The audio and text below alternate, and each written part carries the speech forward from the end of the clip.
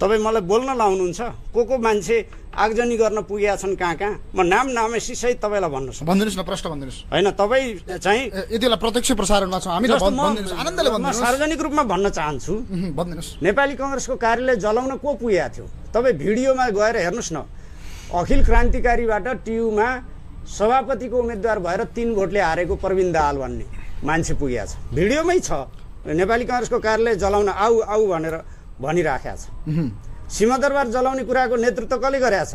सायद सङ्गीत नाट्य प्रतिष्ठानको परिषद सदस्य के छन्, चेतन सापकोटा भन्ने व्यक्तिहरू चे गोबेरा जस्तो तारावाला टोपी लाएर पहिला एमालेको संसदीय दलको कार्यालय अनि चाहिँ सिंहदरबार जलाउने कुराका निम्ति अगुवाई गरेका यी नामहरू देखिया छन्।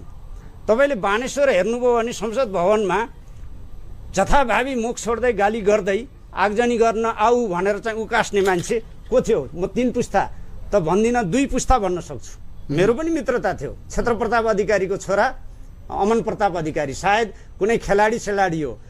6 दर्जन कलाकारहरू चाहिँ त्यो दिन यो आगजनीहरूमा चाहिँ सँगसँगै हिँडेका छन्।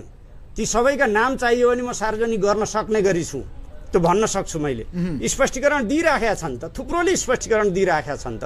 म होइन भन्दै पानीमाथिको ओभानो भनेका छन्।